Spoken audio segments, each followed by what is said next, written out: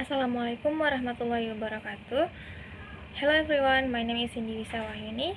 You can call me Cindy. My nickname is 20002064. Okay, I will explain material about organizational development models. Yang pertama yaitu ada model Lewin.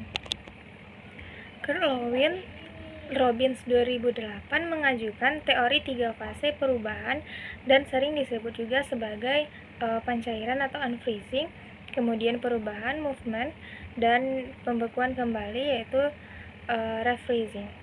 Yang pertama, fase unfreezing merupakan tahap pertama di mana perubahan wacana dimunculkan. Maksudnya yaitu tahapan yang fokus pada penciptaan motivasi untuk berubah.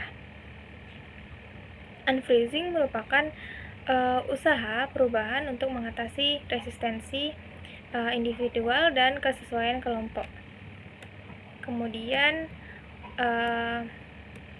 ada fase perubahan atau movement, merupakan tahap pembelajaran di mana membantu pekerja belajar konsep atau titik pandang baru dan dengan pembelajaran berkelanjutan dan bukan sesaat. Yang ketiga, memasuki fase pembekuan kembali atau refreezing merupakan tahapan di mana perubahan yang terjadi distabilisasi dengan membantu pekerja mengintegrasikan perilaku dan sikap yang telah berubah ke dalam cara yang normal untuk melakukan sesuatu. Yang kedua adalah model Tyagi. Model ini merupakan model perubahan yang sistemnya lebih menekankan pada peran kekuatan agen perubahan dalam mengelola perubahan. Sedangkan dalam tahap implementasi menekankan pentingnya transition management.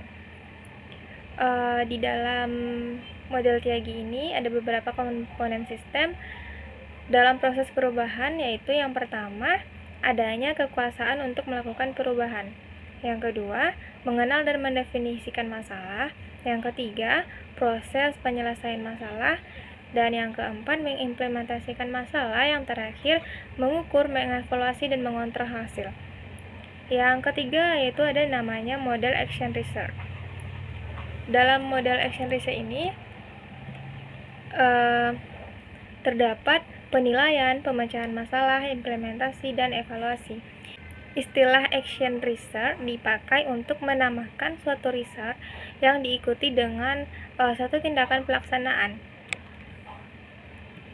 Dalam model ini, suatu perubahan dapat dilakukan atau terjadi melalui beberapa tahapan sebagai tindakan pemecahan masalah organisasi yang dilakukan dengan berbasis data maupun model-model kecil. Tahap yang pertama yaitu ada tahap penilaian. Dalam tahap penilaian ini terdapat 4 komponen. Yang pertama yaitu sistem sosial, sistem teknik, sistem administratif, dan sistem strategi. Yang kedua yaitu tahap pemecahan masalah. Adapun tahap-tahapnya dari perumusan masalah ini, yang pertama, permasalahan yang hendak dipecahkan dicari gejala permasalahannya. Dan yang kedua, apakah yang harus diubah untuk memecahkan masalah? Yang ketiga, sasaran yang dihadapi dalam pemecahan masalah adalah perolehan data, analisis data, dan tahap implementasi. Dan yang tahap selanjutnya adalah tahap implementasi. Dalam tahap implementasi ini ada 3 pendekatan yang dilakukan, yaitu serpower, karyawan atau staf dan pimpinan mempunyai posisi yang sama dalam pengambilan keputusan. Yang kedua, delegate. Seberapa jauh karyawan berpartisipasi dalam pengambilan keputusan. Dan yang ketiga, unilateral atau tidak melibatkan karyawan. Tahap yang terakhir yaitu ada tahap evaluasi. Dalam tahap evaluasi ini, hal-hal yang diperhatikan yaitu peninjauan program, menentukan fakta baru, mementingkan yang positif, lebih memfokuskan pada hal yang sedang berlangsung, dan menciptakan penghargaan dan keyakinan bahwa keadaan akan menjadi baik. Selanjutnya ada model Barner. Pada model Barner ini ada 3 macam model perubahan yang dikelompokkan berdasarkan frekuensi dan besaran perubahan. Yang pertama yaitu the incremental model of change, dan yang kedua the Poinsot equilibrium model, yang ketiga the continuous transformation model. Ada model Passmore. Menurut Passmore berlangsung dalam 8 tahap, dan ke-8 tahap perubahan organisasi ini meliputi yaitu persiapan, tahap analisis kekuatan dan kelemahan, tahap mendesain subunit organisasi baru, tahap mendesain proyek, tahap mendesain sistem kerja, tahap mendesain sistem pendukung, dan tahap mendesain mekanisme integratif. Terakhir, tahap implementasi dan perubahan. Selanjutnya ada model Robbins. Merupakan perubahan yang diprakarsai oleh kekuatan tertentu.